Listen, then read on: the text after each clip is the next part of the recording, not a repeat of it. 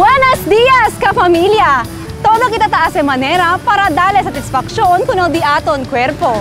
Takumpra kita cosa kita kere, takome kita di aton favorito komida, tabit si kita magaropa na uso, kay kere kita kedain, alegre kita manhunto na magahente kung ken kita kere, y syempre, tamira ustedes programa, cosa ustedes kere, como ahora mismo.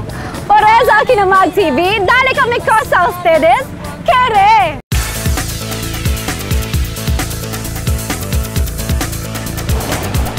Ito ba un pet lover?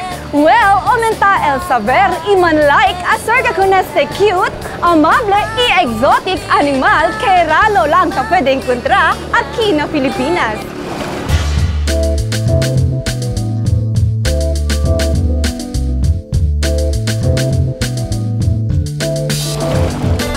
No, it's not a squirrel nor a tarsier.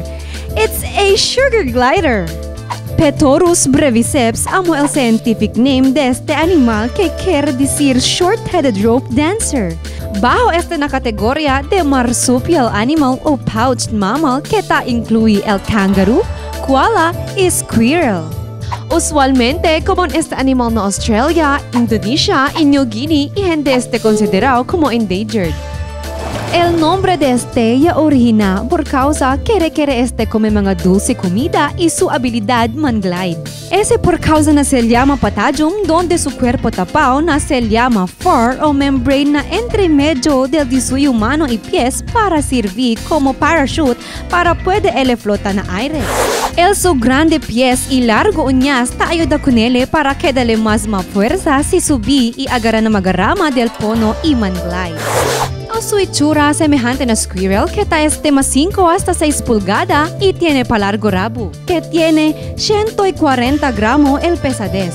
Usualmente negro con color de gray el color del di y la cuerpo. Naturalmente ta alcanza 2 hasta 15 años el vida o lifespan de este clase animal.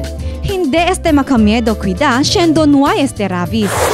Este din yung sugar glider, ya compra este from Bulacan. Safe man este ele klase animal na ele rabies. Actually, may este klase animal, kere-kere na bata.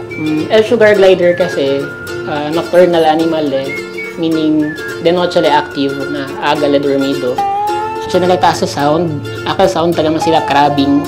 Amo kalala sa sound if ever threatened or stressed. Tan bark tamen si tan feel na isita de warn mga otro uban di suyo. Siendo el sugar glider, conocido na di ila sociable behavior, debe dali kita kanila bastante atensyon para esta sila healthy y hearty pet, igual lang con este tabaching-ching, chikiting!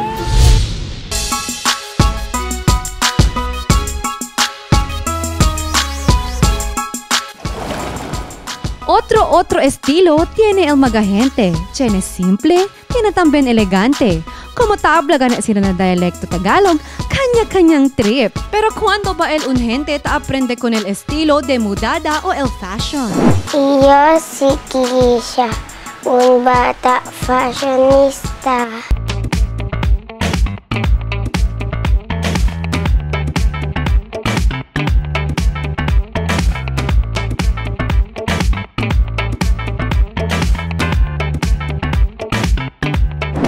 Kisha Cassandra Pamaran, ya nace agosto 16, 2008. 5 años de edad y menor anak de Canda Eliza Mendia y Dennis Pamaran. Ahora, ta estudia ele como Kinder 2. El de suyo mga paborito color, shades of pink y purple. Interesado si Kisha na mga Barbie movies, hurguesa de cocina y busca na internet mga informasyon acerca con Barbie.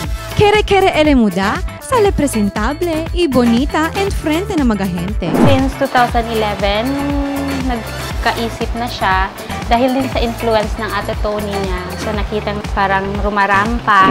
El mga mayores de Kisha hasta mga hermana y hermano, todo ta suporta con este interés de suyo. El de suyo Daddy Dennis, kami sa El Pasalubong cada vez tiene el business trip na otro lugar. Knowing na ang Barbie mahal, pero dahil gusto nga niya, at least parang ma-experience din as a mother na parang joy mo rin na mabigay yung gusto niya. Daddy's girl din siya. Anong hinihingi, basta nakakabuti lang man din, binibigay niya. Dale man el man maridable, todo cosa que risikisha, hindi syempre palta, pakilaya man da entende na di ilang favorito, el valor na kada mga cosas, takumpra sila. Papaintindi mo rin na mahalaga yung pera, hindi lang dahil duho niya gusto mong ibigay. Pero din kung naibibigay mo rin yung gusto niya, like sa pananamit na ganon, kasi in that sense, makikita mo rin parang it boosts self-confidence towards her. Querer Diferente y klase-klase man al diaton mga kamisa, el importante, sabi kita queda presentable en frente na mga gente. Hindi todo bata inase como igual kun Kisha kay Ben Blessed na mga cosas o itsura. Hindi igual kun Baby Riza kaya nase Cheneclet Pali.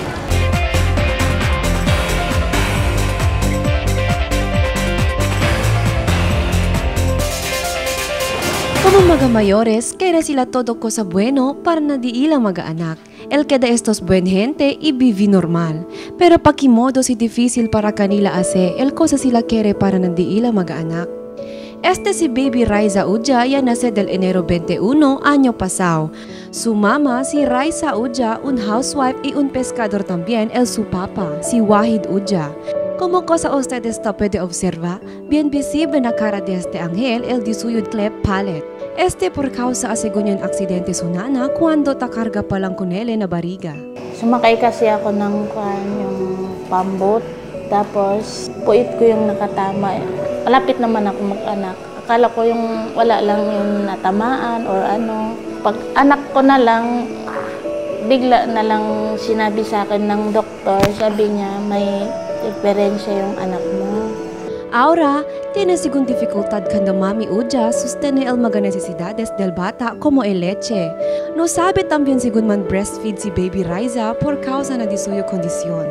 Pero a mediante na de este kondisyon que tiene si Baby Riza, hindi ta perde na di suyo cara el risas.